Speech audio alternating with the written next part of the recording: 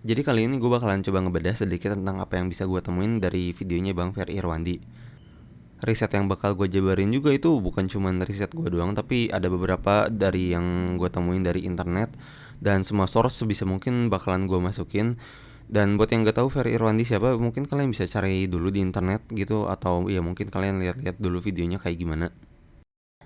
Ada beberapa poin utama dan subpoin yang sebenarnya tuh mau gue jelasin, tapi kurang lebih poin-poin itu tuh bisa dirangkum ke 3 hal gitu, kayak visual, audio, dan juga konten-konten implisit gitu.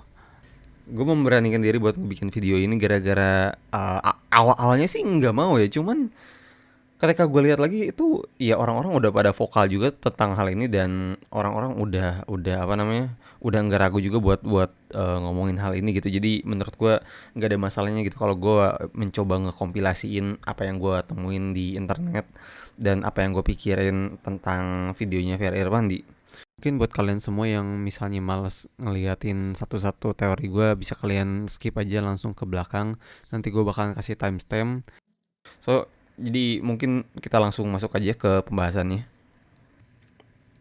Oke, jadi kurang lebih tuh ada beberapa belas poin yang mungkin bakalan gue omongin di video ini, yang mungkin gue ketemuin gitu Easter egg-nya. Dan gue nggak tahu bakalan gue nomorin atau enggak, tapi mungkin buat kalian semua yang misalnya males ngeliatin satu-satu teori gue, bisa kalian skip aja langsung ke belakang. Nanti gue bakalan kasih timestamp, yang mana kalian mungkin bisa langsung lihat aja gitu kesimpulan dari videonya apa gitu. Daripada mungkin kalian males ngedengerin gue satu-satu ngejelasin banyak hal gitu. Tapi kalau misalnya kalian nonton sampai akhir, gue appreciate banget dah. Yang pertama atau hal pertama yang gue temuin soal agak aneh gitu kan di video ini tuh, ya ketika dia ngomongin Dota di awal videonya gitu. Tepatnya ya di menit 1 detik 15 kita bakalan nemuin gitu sedikit pembahasan remeh-temeh sebenarnya soal masa lalunya Bang Ferry kayak gimana. Dan ya dia nyerita gitu kalau misalnya dia suka main Dota 2 pakai Hero Invoker dan semacamnya.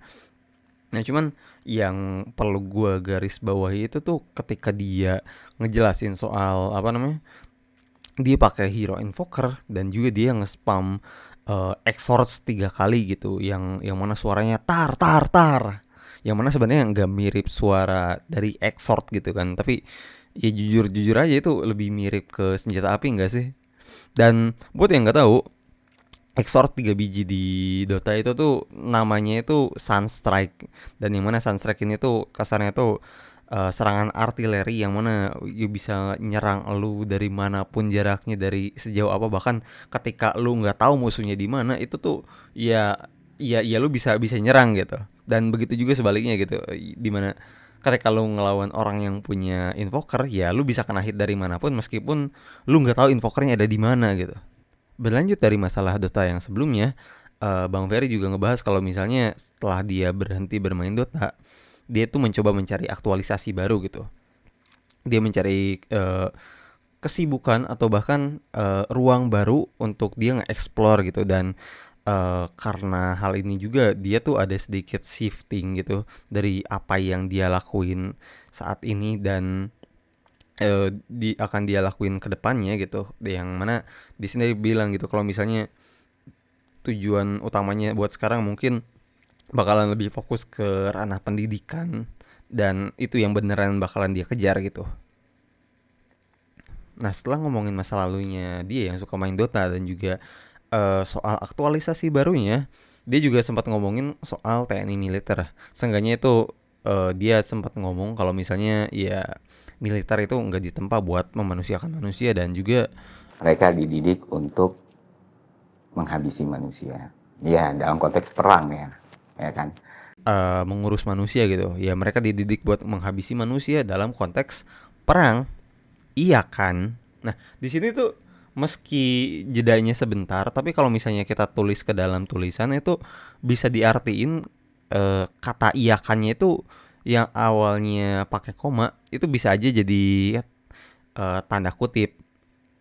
Kenapa kayak secara nggak langsung ini tuh ya mempertanyakan apakah mereka benar-benar menghabisi manusia di dalam konteks perang itu.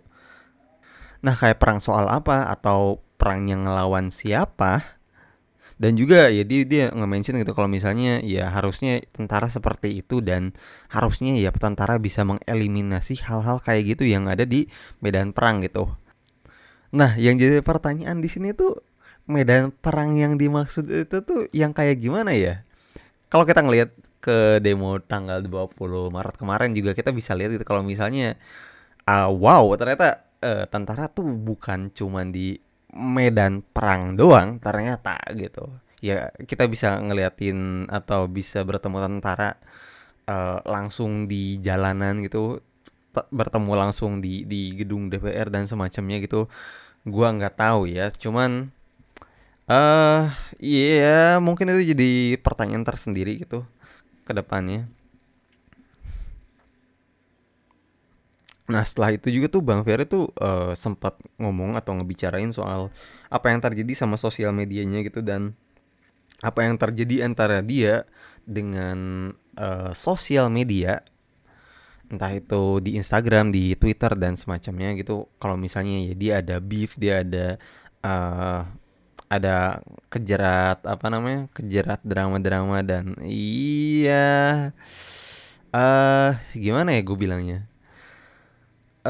ada pernyataan unik atau iya pernyataan menarik yang gue dapetin dari videonya Bang Ferry gitu, yang dimana dia ngerasa kalau misalnya di kehidupan dia tuh banyak banget yang berubah dalam beberapa hari atau semingguan atau beberapa minggu ke belakang gitu. Yang mana ini tuh menurut gue agak menarik gara-gara pertama kalinya gue dengerin Bang Ferry kalau misalnya dia hidupnya terasa berubah gitu, berubah banget gitu. Itu nggak lain nggak bukan ya gara-gara YouTube gitu. Karena YouTube-nya dia ngerasa oh ternyata apa namanya YouTube-nya bisa kayak gini, dan juga dia ngerasa bisa apa namanya bisa dapat sesuatu yang nggak dia bayangin sebelumnya lah. Nah, itu tuh pertama kalinya gue denger kalau misalnya hidup Bang Ferry berubah, dan sekarang gue ngedenger lagi gitu kalau misalnya ya banyak yang berubah di kehidupan dia gitu. Jadi setelah YouTube yang kasarnya ya ngebantu dia gitu, sekarang juga ada masalah yang kasarnya tuh bisa apa namanya ngerubah banyak hal dalam diri dia gitu, dalam dalam hari-hari dia gitu. Meski ya tetap gitu, gue bakalan berpegang teguh kalau misalnya ya Bang Ferry dia tetap sama pendiriannya pribadi gitu. Ada beberapa orang yang ngekaitin hal ini sama Close the Door, dan dia ngejelasin juga gitu dengan jelas tentang gimana kerjasamanya Close the Door antara ya Bang Ferry sama Close the Door lah, yang dimana itu ya kerjasamanya itu bukan bentuk yang vertikal atas bawah gitu, tapi ya lebih ke sharing ownership aja gitu. Dan yang menurut gua agak menarik di sini itu ketika Bang Ferry ngejelasin soal apa namanya kepemilikan atau ownership di videonya tuh, ya dia bilang juga gitu kalau misalnya dia nggak bisa ngelepas dan perlu biaya atau ada harga yang harus dibayar buat dia itu ngelepas ownership atau logonya itu loh. Nah, hal menarik yang gue temuin itu tuh di sini gitu, dimana kalau misalnya kalian sadar itu kualitas audionya itu tuh sempat berubah sedikit banget. Itu tuh ketika di kalimat kalau. Masalahnya itu bukan cuma nilai. Kalau yang punya nggak mau jual gimana? Kalau yang punya nggak, Nah, di sini juga bisa diartiin gitu kalau misalnya stakeholder yang kerja sama Bang Ferry itu belum tentu mereka mau ngelepas Bang Ferry sendiri gitu. Nah, berlanjut ke menit-menit berikutnya, tepatnya di menit 12:20, gue tuh nemuin satu hal yang menurut gue agak menarik juga. Sebenarnya ini tuh terjadi di seluruh videonya, tapi kalau misalnya kita ngeliat di menit 12:20, itu tuh ketika Bang Ferry ngomongin soal draft undang-undang yang pernah dibuat tapi pada akhirnya hilang dari situs DPR gitu secara resmi. Kalau kalian sadar itu tuh noise di videonya tuh di segmen, bukan segmen, di apa namanya, di menit-menit ini tuh lumayan tinggi, atau bahkan bisa dibilang itu punya noise yang paling banyak dari seluruh videonya gitu. Dan eh gue nggak tahu ya ini lu interpretasiin seperti apa, tapi ya menurut gue noise yang kayak gini tuh beneran kerasa banget. Dan bisa dibilang mengganggu dan nggak mungkin kan rasanya Bang Ferry itu nggak sadar akan hal ini gitu. Jadi mungkin ini bentuk kegelisahannya Bang Ferry gitu, atau mungkin ya apa namanya, dia ngerasa agak kurang nyaman atau ada masalah sedikit ketika dia ngomongin soal hal ini gitu. Nanti buat perintilan-perintilannya juga bakalan gue bahas di akhir-akhir. Jadi ya mungkin ya kalian tunggu aja gitu. Di 2 menit kemudian tuh ada satu hal yang menurut gue menarik dan menurut gue lumayan worth it buat dimension gitu. Kurang lebih tuh pada menit 14 detik 49 itu sedikit daripada demo-demo besar sebelumnya. Nah, terus tiba-tiba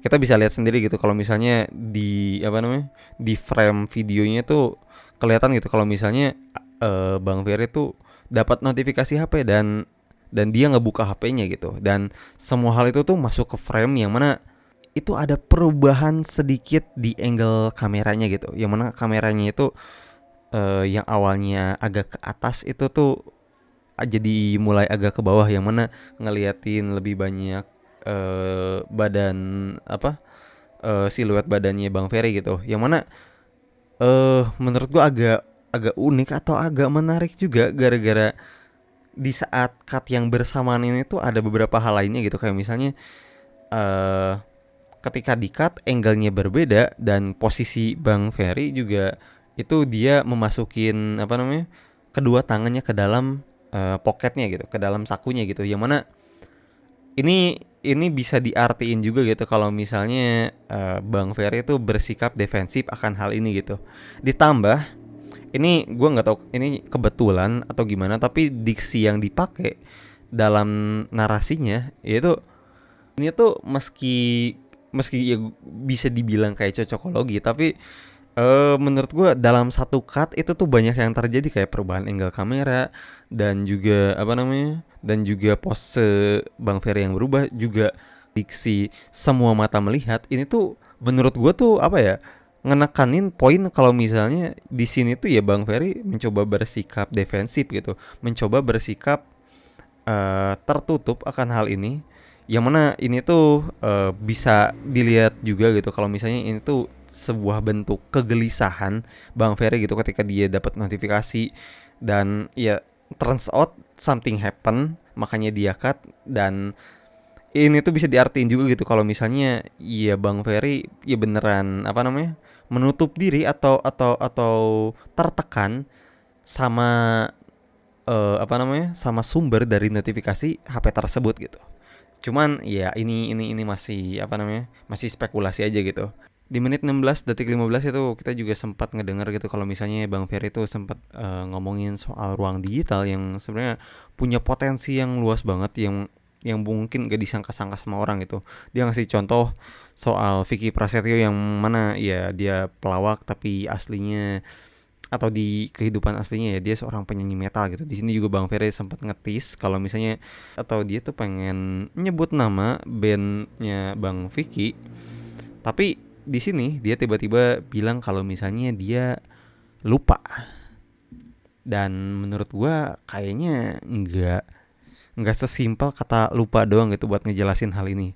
Nah sebenarnya kalau kalau misalnya kita cari ke internet gitu tentang bandnya, eh nah kalau misalnya kita nyari ke internet kita tentang bandnya Mas Vicky Prasetyo, ya bisa kita lihat itu kalau misalnya bandnya punya nama. Nah berkaca dari apa yang baru disampaikan soal ruang digital yang berbeda, ya di sini juga ngejelasin gitu kalau misalnya mungkin yang selama ini kita sangka-sangka atau kita duga sebagai dalangnya mungkin aja bukan gitu. Mungkin ada kemungkinan lain yang jauh lebih kompleks yang mungkin kita sendiri nggak tahu gitu alasannya apaan atau kemungkinannya di luar pemikiran kita. Who knows? Tapi ya sebisa mungkin buat apa namanya, buat ngebuka pandangan gitu, dan nggak coba tertutup sama satu pandangan doang gitu. Nah satu hal yang gue notice dari awal videonya Bang Ferry itu nggak bukan ya color gradingnya gitu. Yang mana color grading di video Bang Ferry tuh dia pakai ambient warna oranye gitu yang sebenarnya bisa bisa kita artiin gitu kalau misalnya ini tuh ngasih sifat yang hangat atau bahkan panas tapi agak sedikit gelap-gelap juga gitu. Yang mana hal ini tuh bisa nekanin kalau misalnya ada apa namanya? Ada suasana kurang nyaman, ketidaknyamanan dalam apa namanya?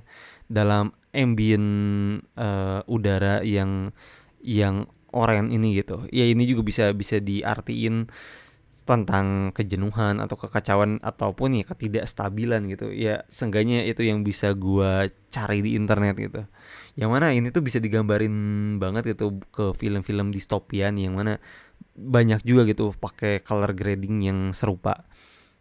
Nah beberapa kalian mungkin di sini udah mikir gitu kalau misalnya anjir ini mah cocokologi bodoh doang anjir nggak berdasar apa-apa gitu kayak teorinya dari mana. Nah tapi mungkin kalian bisa lihat dulu gitu kalau ke apa namanya ke postingan Instagramnya Bang Ferry yang ini kurang lebih ini dia ada posting 2 hari yang lalu gitu sebelum videonya diupload dan ketika kita ngelihat dari caption dan juga tease-nya di sini tuh ada suatu hal yang menurut gue tuh agak unik gitu yang dimana dia punya caption kalau misalnya ini video itu tuh sama dia udah dibikin lama tapi nggak diupload gitu entah itu berdasarkan apa namanya editingnya entah itu apanya gitu tapi jelas di sini ada banyak perbedaan yang bisa kita compare sebenarnya kalau misalnya kita lihat itu perbedaan yang utama yang bisa kita lihat ya terdapat di outfit dan juga lighting yang digunakan gitu. Yang mana kalau misalnya kita ngelihat di gambar ini, pada awalnya video yang dibuat itu tuh punya latar atau ambient yang gelap yang sebenarnya tuh mirip-mirip atau sama video jurnal Parubaya lainnya gitu. Yang ya latar belakangnya gelap, abis itu ya Bang Ferry eh, ngomong dialog monolog sama semacamnya gitu. Tapi ketika di final apa namanya final productionnya kita ngeliat gitu kalau misalnya ya ujung-ujungnya tuh ngerubah yang color grade apa ngerubah ambience-nya yang awalnya gelap dia rubah jadi terang dan dia pakai color grading yang orange gitu yang mana yang ngebuat gue bertanya-tanya kenapa gitu apalagi kalau misalnya videonya emang udah di syuting emang udah dibikin tapi terpaksa dirubah gitu. Mungkin gak sih atau iya menurut gue sih mungkin banget ya kalau misalnya di sini tuh ada apa namanya ya Bang Ferry tuh pengen ngejelasin sesuatu gitu tentang I don't know ya mungkin mungkin ya kayak yang tadi gitu ada ketidaknyamanan atau gimana gue nggak tahu tapi ya seenggaknya itu yang gue dapat. Nah lanjut ke suatu hal yang langsung gue notice di videonya itu kurang lebih itu ya audionya gitu audio yang terdapat di dalam videonya tuh bisa dibilang runyam banget, banyak banget noise-nya. Noise-noise kecil yang sebenarnya cukup ngeganggu dan iya meski meski nggak seganggu itu tapi ya tetap aja gitu ada ngeganggu dan bukan ketidaksengajaan yang dibikin Bang Ferry gitu. Gak mungkin dia yang punya pengalaman gitu banyak di bidang kayak gini tuh dia nggak nyadar gitu kalau nggak dia nggak notice gitu kalau apa videonya tuh penuh sama noise gitu. Kenapa gue bisa memastikan hal tersebut? Karena dulu gue PNS, gue sangat memastikan hal tersebut. Karena dulu gue PNS, gue memastikan hal tersebut. Karena dulu gue PNS, gue. Nah buat noise di video ini juga menurut gue bisa diinterpretasiin gitu ke apa namanya ke ketidakjelasan atau ke kekacauan kondisi mentalnya Bang Ferry kayak gimana atau kondisi dirinya kayak gimana gitu mungkin dia punya kegelisahan dalam bersuara gitu makanya ketika dia mencoba bersuara rasanya banyak noise yang mengganggu dan semacamnya gitu seenggaknya itu interpretasi gue ada perubahan beda di apa namanya di production akhir sama di tease awalnya ya di gambar Instagram tadi ya adalah outfitnya yang diganti gitu yang mana kalau misalnya kita lihat outfit yang dipakai gitu meski ini enggak ini secara langsung ya yang mana ada perubahan kontras banget gitu antara kemeja polos kantoran sama jaket kulit gitu. Di sini mungkin ya gua interpretasi kasar aja ya kalau misalnya kita ngelihat atau mencoba ngekaitin gitu kayak kemeja polos kantoran berhubungannya sama apa sih ya, nggak bakalan jauh dari sesuatu hal yang berbau kantoran, yang berbau birokrasi atau sesuatu yang terstruktur gitu. Sedangkan kalau misalnya kita lihat jaket kulit, ya jaket kulit itu lebih ngegambarin soal apa namanya, soal sesuatu yang lebih liar, sesuatu yang rebel, perlawanan atau gimana gitu. Ya meski kelihatannya agak maksa, tapi kalau misalnya kita lihat di film-film atau kita ngelihat di mana gitu, ya tentang apa namanya, tentang karakter yang pakai jaket kulit itu, ya kita bisa ngelihat gitu kalau misalnya, iya mayoritas ya di film action gitu, yang mana ya film action ya jelas lebih liar daripada kemeja polos kantoran atau film tentang apa namanya, tentang orang-orang yang kerja di kantoran lah. Dan selain itu tuh banyak mungkin dari kita yang udah notice gitu di awal video, yang mana kalau ruangan atau kamar atau apapun yang dipakai buat tempat syutingnya Bang Ferry ini tuh berantakan banget. Ini tuh jelas banget gitu kalau misalnya sebuah video atau sinematografi gitu, ya hal kayak gini tuh ya bisa dijadiin sebagai simbol gitu. Karena menurut gue ya Bang Ferry sendiri adalah seorang videografer yang profesional, dia punya pengalaman banyak banget gitu, dan mustahil gitu dia nggak ngerti atau nggak sadar sama hal kayak gini gitu. Jadi berantakan yang terjadi di ruangannya itu ya emang disengaja, dan bisa gua artiin itu ya ini ke apa namanya, jadi simbol kekacauan atau ya berantakan gitu. Entah itu apa namanya, entah itu pemikirannya Bang Ferry atau bahkan ya kondisinya Bang Ferry yang emang sekarang lagi berantakan banget gitu. Ya seenggaknya ini yang bisa gue baca gitu, atau ya seenggaknya ya gue anggap.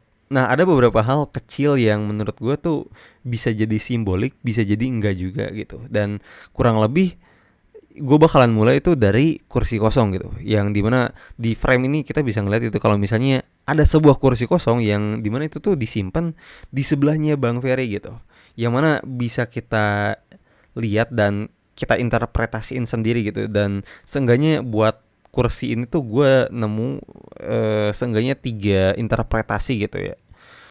Nah buat interpretasi yang pertama itu ya kursi ini tuh bisa ngeartiin atau nunjukin tentang apa namanya, seseorang yang lebih tinggi dari Bang Ferry gitu. Ini tuh bisa kita lihat dari kursinya yang punya posisi tuh lebih tinggi daripada tempat duduknya Bang Ferry gitu. Yang mana ya, iya kayak yang gue bilang tadi, ini mungkin aja ada apa namanya, ada orang yang punya kuasa lebih tinggi di sekitaran Bang Ferry dan mengawasi Bang Ferry atau gimana gitu, karena iya adanya kondisi posisi yang tinggi tapi nggak ada seseorang yang duduk di situ atau diliatin di dalam frame gitu. Ya ada spekulasi kayak gitulah seenggaknya. Nah yang kedua itu tuh ini gue nemuin di kolom komentar YouTube, dan menurut gue ini lumayan unik dan menarik, yang mana kursi ini tuh bisa jadi interpretasi soal empty chair terapi ala Gestalt gitu, yang mana simpelnya ini tuh sebuah terapi atau cara ngebantu seseorang buat bicara dan ngebantu orang terlepas dari depresinya gitu. Di sini yang menariknya kalau misalnya kita lihat dari sudut pandang kayak gitu, kita tuh bakalan bisa ngeliat kalau misalnya Bang Ferry sendiri tuh dia ngalamin depresi, atau ya dia ada depresi tentang apa yang terjadi belakangan ini gitu. Ini tuh sama halnya kayak poin-poin awal yang gue bilang kalau misalnya ada banyak hal yang berubah dalam hidup dia gitu. Jadi ya mungkin ini jadi interpretasi yang bagus juga. Nah interpretasi yang terakhir yang bisa gue dapetin itu kurang lebih itu ya ini kursi kosong itu yang ngelambangin kekosongan atau kesendirian aja gitu. Ngelambangin kalau misalnya Bang Ferry itu ngerasa bahwa ya dia sendiri gitu. Dia dalam perjuangan ini tuh nggak banyak orang yang ngebantu dia, nggak banyak orang yang kasarnya nge-backup dia gitu. Hal ini tuh sama kayak di menit 15:35 gitu, yang mana Bang Ferry sendiri sempat ngomong kalau misalnya rakyat itu tuh nggak usah takut kalau suaranya nggak didengar gitu. Harusnya tuh rakyat itu ya semuanya bersuara gitu, nggak ada yang tinggal diam, karena sekecil apapun suara tetap bakalan didengar, dan sekecil apapun suara tetap bakalan berimpact gitu. Nah kalau misalnya sebelumnya tuh gue ngomongin soal kursi kosong gitu, eh selanjutnya mungkin gue bakalan ngomongin suatu hal yang apa namanya, nggak tahu disebut apa namanya, disebut ada ketersinggungan mungkin, disebut cuman dekorasi doang maybe, tapi nggak tahu ya. Berhubung Mas Ferry sendiri yang bilang gitu kalau misalnya ya sesuatu hal yang dianggap apa yang mungkin kita anggap penting ya mungkin nggak penting, atau sesuatu hal yang kita anggap nggak penting mungkin aja penting gitu. Nggak lain nggak bukan ya radio sama drum hitam yang ada di belakang gitu. Nah, kalau misalnya kita ngelihat video-video lainnya dari Bang Ferry, sebagai contoh video terakhir sebelum video ini gitu, yang judulnya tuh seni dalam mengkritik, kita bisa ngelihat sendiri itu kalau misalnya di sana tuh ada radio yang mana radio tersebut tuh sebelumnya tuh disimpan pada kursi yang gue bilang kalau kursi kosong itu, yang mana radio di sini tuh bisa diartiin sebagai alat penyuara atau alat penyampai pesan pada banyak orang lah. Kita semua tahu kalau misalnya radio tuh digunain buat nyebarin informasi, buat komunikasi dan semacamnya gitu. Nah, ini juga kalau misalnya kita narik ke kesimpulan yang apa namanya, yang simbolik, ini tuh bisa diartiin ya radio ini ya sebagai alat demokrasi gitu, alat untuk masyarakat berbicara, untuk menyampaikan tanggapannya gitu. Nah selain radio juga di sini tuh ada drum hitam gitu, yang mana nunjukin kalau drum hitam ini tuh sebagai penopang radio gitu. Di sini jujur aja gue nggak tahu, atau ya pada awalnya gue nggak tahu gitu kayak apa namanya, si drum hitam ini tuh bisa diartiin ke hal simbolis apa gitu, atau diinterpretasiin kayak gimana. Jadi gue sempat googling dan uh, gue ngeliat kalau misalnya ya drum hitam itu bisa dilambangin atau bisa diartiin sebagai simbol kekacauan gitu. Bisa ngelambangin kalau misalnya bakalan ada kekacauan yang terjadi di akar atau penopang demokrasi gitu. Ya bisa diartiin sebagai metafora lainnya juga gitu, tapi buat ini gue nggak terlalu banyak tahu, jadi gue gak bakalan banyak ngomong. Nah tepat di belakangnya Bang Ferry itu kita bisa ngeliat gitu kalau ada lukisan Tan Malaka, yang mana ini tuh bisa nyimbolin atau diartiin sebagai banyak hal gitu. Entah sebagai bentuk perlawanan, atau ya mungkin kita kalau lihat ke apa namanya, ke masa hidupnya ya Tan Malaka juga seorang pejuang revolusioner gitu, yang mana sayangnya di akhir hidupnya itu dia sempat dibungkam sama sistem pemerintahan yang ada gitu. Atau bahkan ya ini tuh bisa diartiin kalau apa namanya, lukisan Tan Malaka digunain sebagai pengingat sejarah tentang apa yang terjadi di masa lalu gitu. Dan ya kalau misalnya kalian ngikutin Bang Ferry lumayan lama ya kalian juga tahu seberapa hormatnya dia sama Tan Malaka gitu, dan seberapa eh, kagumnya dia sama Tan Malaka. Makanya ya kalian mungkin tahu gitu kayak alasan dia bikin Malaka Project kayak gimana gitu. Di samping lukisan Tan Malaka sendiri tuh gue bisa ngelihat suatu hal yang ini narik perhatian gue dari awal gue lihat gitu. Ini tuh nggak lain nggak bukan tuh ya bendera yang mirip sama Hinomaru gitu. Kalau nggak ya mungkin kalian lebih familiar sama Jepang Cahaya Asia atau semacamnya lah. Ya meski apa namanya ini agak maksa gara-gara meski ini lingkar cahaya tapi di sini itu nggak ada lingkarannya gitu. Jadi kayak cuman garis-garis doang gitu. Yang mana, nah mungkin di sini tuh kalian ngerasa kalau misalnya terlalu maksa dan aneh banget gitu, kayak lah kan ini meskipun lu anggap ini Hinomaru tapi kan nggak ada lingkarannya atau semacamnya gitu, ini nggak ada ininya sama Jepang. Tapi kalau misalnya kalian ngelihat di sudut lain dari ruangan, kalian tuh bakalan nemuin gitu kalau misalnya di sana ada papan, dan papannya sendiri tuh ada apa namanya, ada poster-poster, ada foto-foto yang lumayan banyak atribut Jepang.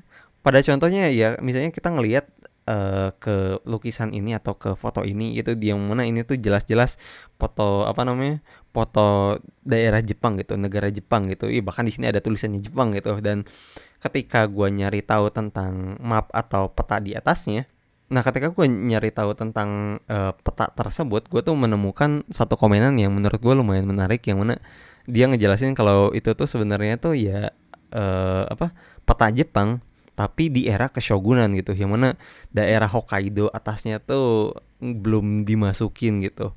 Ya mungkin ini aneh ya, kayak apa namanya, kok tiba-tiba ke Shogunan atau semacamnya. Tapi kalau kita ngelihat ke samping-sampingnya itu kita bisa ngelihat kalau di sana juga ada apa namanya, ada banyak poster buronan gitu, poster buronan One Piece yang terpampang jelas gitu. Meski di sini tuh ada hal unik juga gitu, yang mana dari sekian banyak poster yang ada, poster yang dipakai buat bounty-nya Luffy, yang dipakai buat apa, buronnya Luffy, itu tuh nampilin muka Luffy yang serius gitu.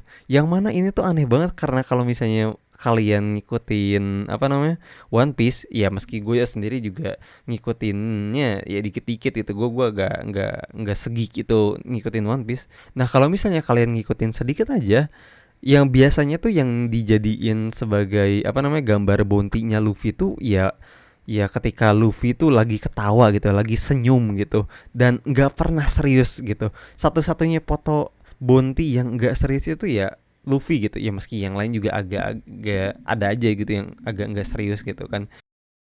Gue nggak tahu ini artinya, entah itu mungkin udah nggak ada kesenangan, entah itu mungkin ini masalah yang benar-benar serius gitu. Bahkan Luffy yang bisa bercanda aja tuh sampai serius gitu, mungkin ya, gue nggak tahu gitu. Nah di sini juga ada beberapa pembahasan soal apa namanya riset yang gue temuin di apa namanya di pembahasan soal One Piece dan Keshogunan ini ya. Kurang lebih tuh di sini juga ada poster atau selembaran X, yang mana ini tuh bisa diartiin kayak apa namanya, dijadiin metafora arc-nya Marineford gitu, yang mana apa namanya, sehabis itu kan Luffy sama teman-temannya tuh mereka harus berpisah, mereka apa namanya ya berpencar gitu. Tapi meskipun mereka berpencar, tapi mereka masih punya keyakinan gitu untuk bisa bangkit bersama-sama dan kembali bersama gitu. Ini tuh gue lihat tuh di komentar tuh banyak banget yang apa namanya, yang beranggapan mungkin ini arti untuk kita tuh sekarang sabar dulu sambil apa namanya menyiapkan kekuatan buat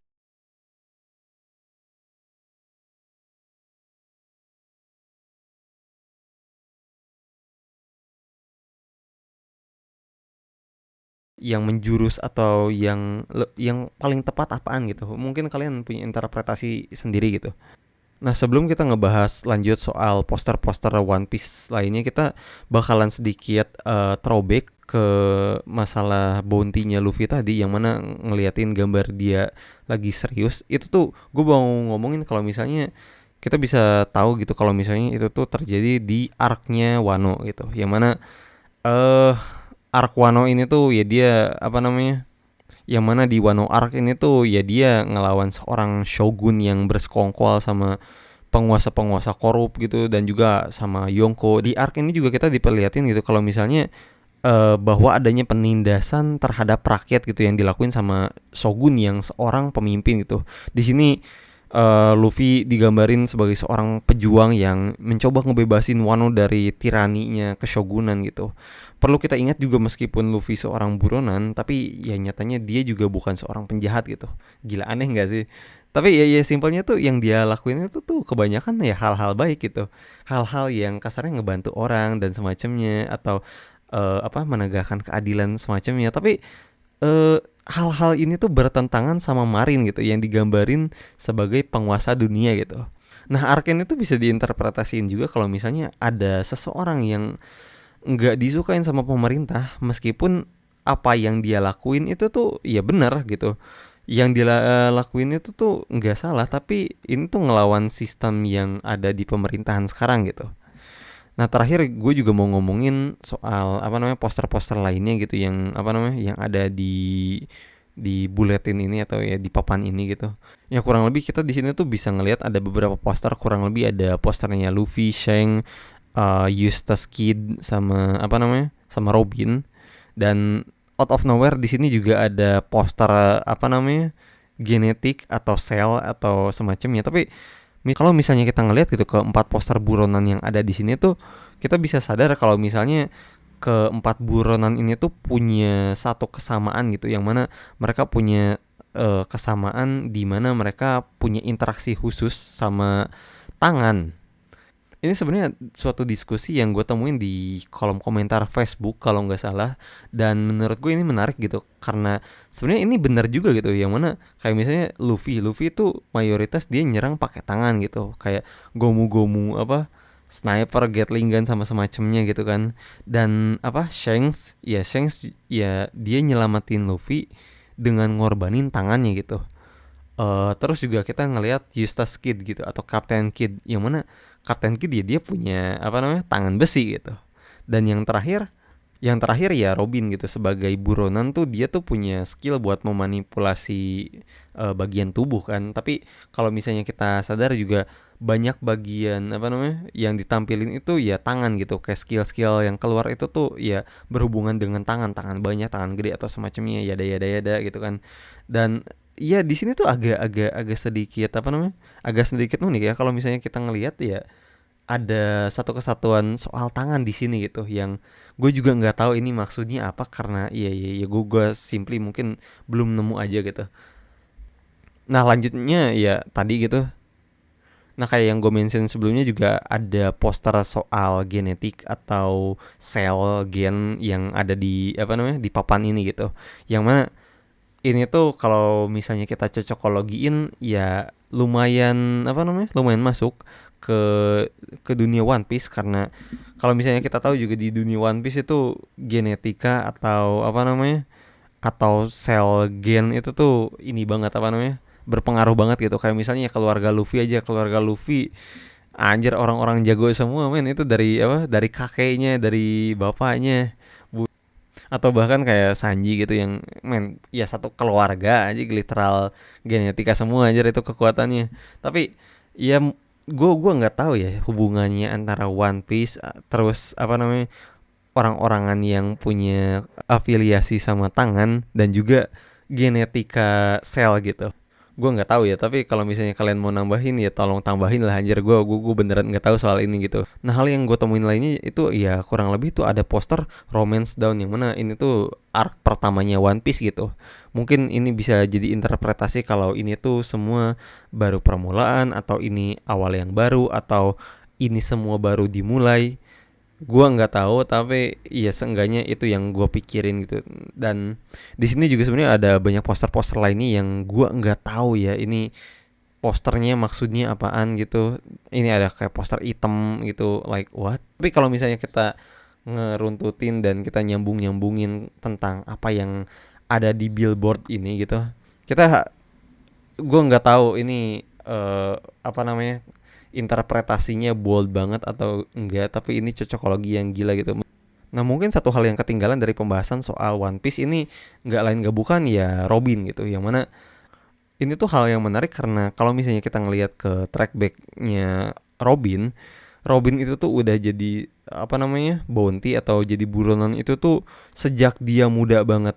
Dia tuh satu-satunya alasan kenapa dia bisa jadi buronan nggak lain nggak bukan ya karena dia bisa apa namanya bisa mengetahui tentang rahasia dunia, atau dia bisa ngungkapin sejarah yang mungkin disembunyiin sama pemerintah dunia saat itu gitu kan, ya di dunia One Piece tentunya gitu. Ini tuh udah akhiran, tapi ini tuh bukan yang terakhir. Kita bisa ngelihat kalau di belakang itu ada satu manekin setengah badan yang udah jatuh gitu, yang mana kayaknya nggak mungkin banget gitu kalau misalnya Bang Ferry sengaja banget ngeletakin apa namanya ya manekin jatuh yang diliatin di sini tuh ngegambarin atau jadi ya hal ini tuh bisa jadi satu hal simbolik yang ngegambarin tentang jatuhnya jiwa raga seseorang, jatuhnya pendirian seseorang, atau ya jatuhnya idealisme seseorang. Dan ya di sini gue gak bakalan menutup kemungkinan gitu kalau misalnya ya Bang Ferry juga tetap manusia, yang mana ya dia juga masih punya kemungkinan buat jatuh, meskipun ya gue berharap ya yang sebaik-baiknya lah buat Bang Ferry gitu. Nah ini yang terakhir dan menurut gue ini yang mungkin yang paling jauh, yang apa namanya yang mungkin nggak dibayangin orang-orang, atau mungkin ini ya cocokologi biasa atau ya bodoh banget ini apa namanya pemikiran lu ya gak masalah sih, tapi gini, sebelum video baik-baik sajanya Ferry Irwandi keluar, Dia tuh di Instagram tuh sempat nge-upload satu foto keluarga. Sebuah foto keluarga yang tampak bahagia hanya berisikan seorang istri dan kedua orang anaknya. Di sini foto keluarga Bang Ferry ada, tapi nggak ada Bang Ferry di dalamnya gitu. Ini gue nggak tahu fotonya ada arti tersendiri atau enggak gitu, tapi ini foto tuh ya diupload Bang Ferry tuh beneran apa namanya, sehari sebelum video ini keluar, dan juga diupload ketika kondisi negara ini tuh lagi banyak masalah gitu. Gue nggak tahu ini artinya apa, mungkin kalian bisa interpretasiin sendiri gitu.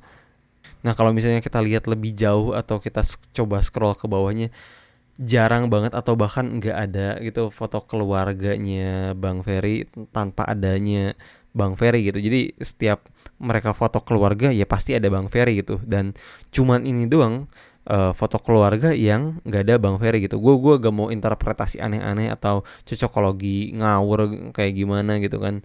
Tapi mungkin ini sesimpel ya dia merasa tertekan akan keluarganya gitu. Mungkin Bang Ferry punya pendirian akan pemikirannya sendiri gitu.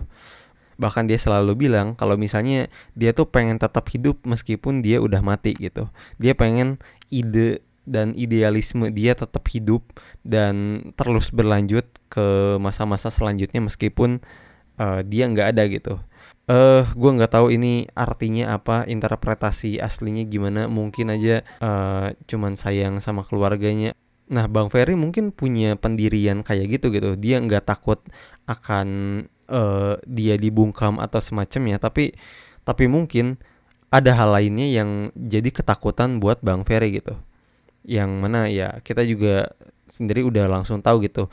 Yang mana ada hal yang lebih berharga daripada nyawanya Bang Ferry, dan juga ada nyawa lain yang lebih penting daripada nyawanya Bang Ferry gitu. Atau mungkin ya itu emang kejauhan gitu, atau sesimpel ya mungkin Bang Ferry cuman cuman kangen atau iya pengen foto keluarga aja, who knows.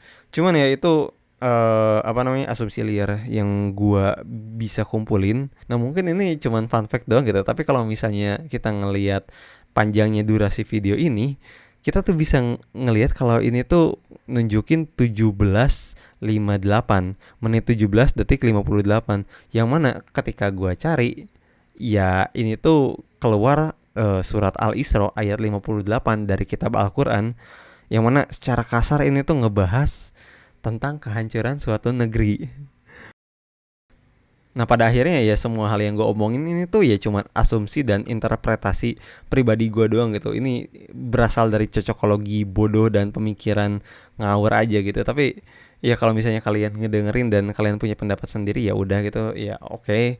Jadi sebenarnya skrip buat video ini tuh udah beres, dan juga videonya juga udah beres gitu, tinggal gue upload aja.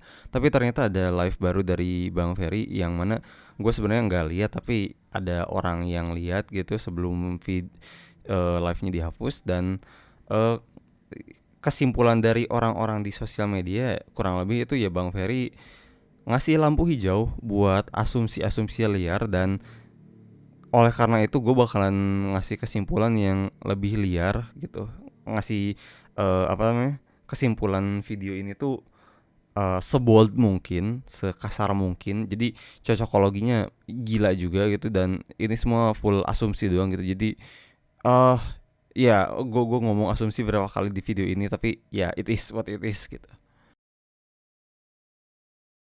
Jadi kurang lebih itu ya kondisi Bang Ferry sekarang itu nggak baik-baik aja. Dia tertekan, dia ngerasa nggak nyaman dan semacamnya. Itu semua tuh berkat ya kurang lebih tekanan dari beberapa pihak. Gue bisa bilang di sini ya pihak pemerintah, pihak tentara, ataupun ya pihak rezim yang ada. Dan juga bakalan ada hal besar yang terjadi, tepatnya buat Indonesia, entah itu revolusi, entah itu kericuhan atau semacamnya. Dan bisa kita lihat kalau beberapa hari sebelumnya itu ya setelah pasca demo itu banyak banget kerusuhan terjadi di mana-mana, di Surabaya, di Malang, di Bogor.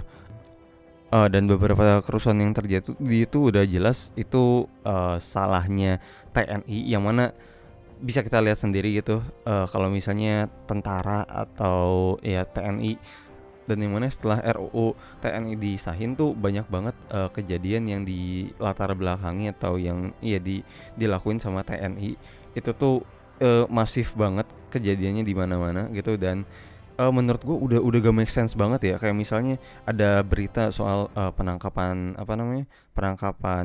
yang demo, dan ya yang ditangkap itu malah dijadiin bercandaan sama tentaranya gitu. Ada yang ada ya yang sampai bahkan pihak tentara pun nyentuh pers gitu, yang mana ya jelas pers harusnya enggak ditekan segitunya sama tentara. Ya kasarnya ini beneran ngelecehin demokrasi, dan kemungkinan hal besar yang terjadi itu bisa terjadi di waktu jangka lumayan dekat gitu. Entah itu mungkin setelah lebaran, entah mungkin beberapa minggu kemudian. Tapi gini, kalau misalnya kondisi demo dan kericuhan sekarang aja udah parah banget, itu kita bisa bayangin kalau misalnya kericuhan sebesar ini tuh terjadi ketika eh, akhir-akhir bulan puasa, yang mana menjelang lebaran, yang mana kita bisa tahu gitu kalau udah banyak orang-orang mahasiswa atau ya semacamnya yang udah balik buat buat lebaran sama keluarga mereka dan semacamnya. Itu itu tuh ada faktor kayak gitu. Dan siapa yang bakalan mikir atau siapa yang bakalan nyangka kalau misalnya setelah lebaran ketika mereka balik ke eh, ke kehidupan mereka biasa, balik ke tempat masing-masing, itu siapa yang nggak bakalan menduga bakalan ada kericuhan yang lebih besar gitu. Perubahan besar yang bakalan gue omongin itu nggak lain nggak bukan ya tentang revolusi. Masalahnya gini, buat sebuah negara yang kasarnya gede dan juga punya banyak masalah, gue tuh satu orang yang percaya kalau misalnya perubahan yang ekstrim atau bahkan perubahan yang cukup radikal itu diperluin buat ngerubah negara ini gitu. Dan ya mungkin kedengarannya kayak wah ini lu apaan, mikir mikir kayak gini, lu asing, lu PKI atau semacamnya. Tapi gini, menurut gua dengan build up yang kayak gini, satu hal yang memungkinkan dan gue nggak bakalan tutup mata ya soal revolusi. Entah itu revolusi masyarakat, entah itu revolusi pemerintahan, atau bahkan ya revolusi ideologi gitu, perubahan ideologi yang bakalan terjadi di Indonesia. Gue nggak tahu yang mana, tapi kemarin tuh gue sempat lihat perspektif yang lumayan menarik gitu, yang mana sebenarnya bukan masyarakat yang kecewa tapi TNI yang kecewa.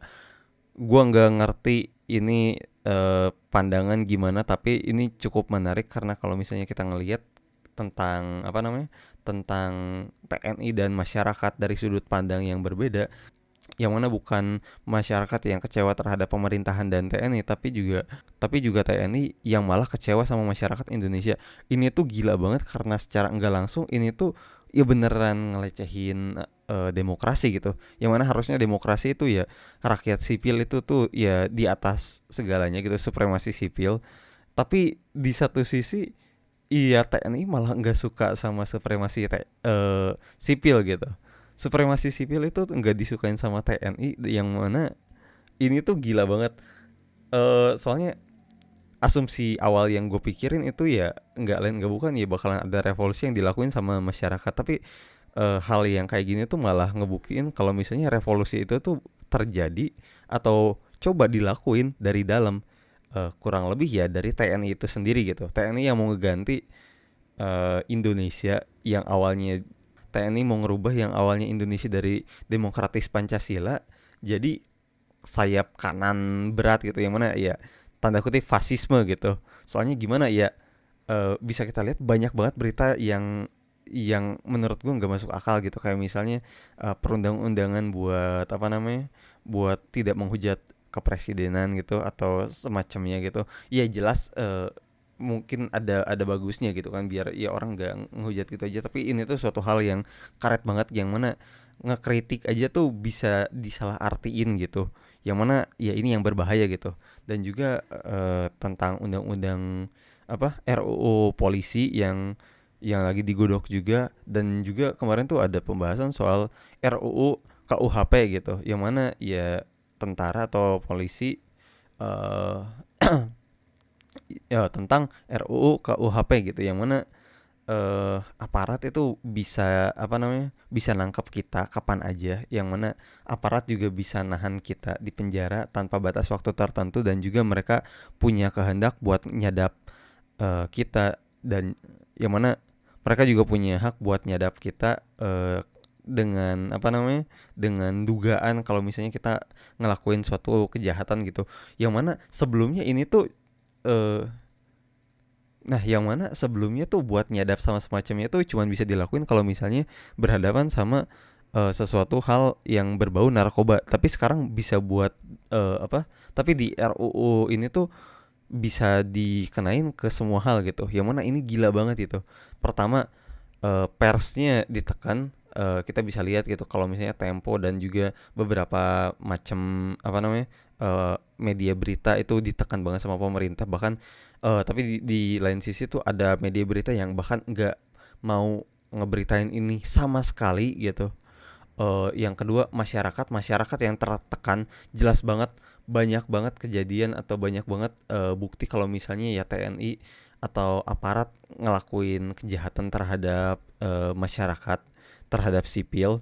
Nah, yang selanjutnya itu ya berita-berita soal apa namanya, soal TNI yang ya selain nyentuh sipil dan juga nyentuh pers, mereka juga nyoba nyentuh ke medis gitu, yang mana kita bisa lihat sendiri gitu kalau misalnya ada rumah sakit yang didatengin sama aparat gitu, dan juga ada apa namanya, ada ambulan yang ditahan dan juga semacamnya lah. Nah, ini tuh ngebikin asumsi gue tuh semakin berat kalau misalnya bakalan ada revolusi ideologi seenggaknya yang dilakuin dari dalam, yaitu ya dari tentara ini sendiri atau dari aparat ini sendiri, yang bikin Indonesia bakalan lebih condong ke apa namanya, ke negara fasisme gitu.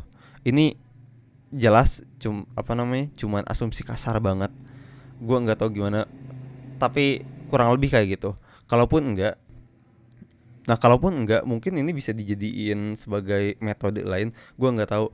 Ingat. Nah, tapi gue nggak bakalan ngunci asumsi gue cuman di sini doang gitu. Kayak yang dibilang sama Bang Ferry, kalau misalnya di ruang digital banyak banget hal yang bisa terjadi gitu. Kayak mungkin aja yang asumsi gue ini salah gitu. Mungkin aja di belakang tentara atau di belakang. Nah, gue gak mau ngunci asumsi gue ke satu hal doang, dan gue juga berpacu sama apa yang dibilangin sama Bang Ferry soal di ruang digital itu banyak banget yang bisa terjadi, termasuk ya hal-hal kayak gini gitu.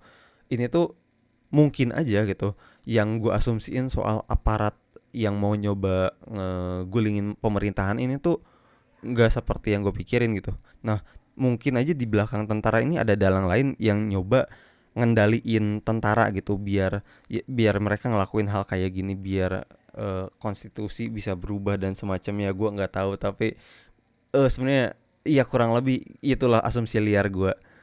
Nah, mungkin banyak dari kalian yang gak suka, dan itu wajar. Dan menurut gue kenapa gue bisa ngomongin kalau misalnya revolusi ideologi itu ada kemungkinan bisa terjadi, soalnya gue punya pemikiran kalau misalnya sedari dulu tuh Indonesia tuh nggak punya apa namanya, nggak benar-benar berubah gitu secara ideologi, nggak punya ideologi yang kuat, dalam artian apa yang terjadi di zaman penjajahan dan zaman sekarang tuh sama aja gitu. Yang mana kita tuh dari dulu tuh ya sebenarnya sama-sama feodalisme aja gitu. Cuman ganti doang gitu ya. Kalau misalnya dulu tuh feodalismenya yang ngendalinnya ya para penjajah gitu kan. Tapi sekarang feodalisme yang ada di negeri kita tuh ya dikendaliin sama ya pejabat-pejabat yang ada gitu. Sama apa? Sama orang-orang besar yang sekarang duduk di pemerintahan gitu, atau mungkin di belakangnya gitu. Oke, mungkin sekian dulu. Oke, dah.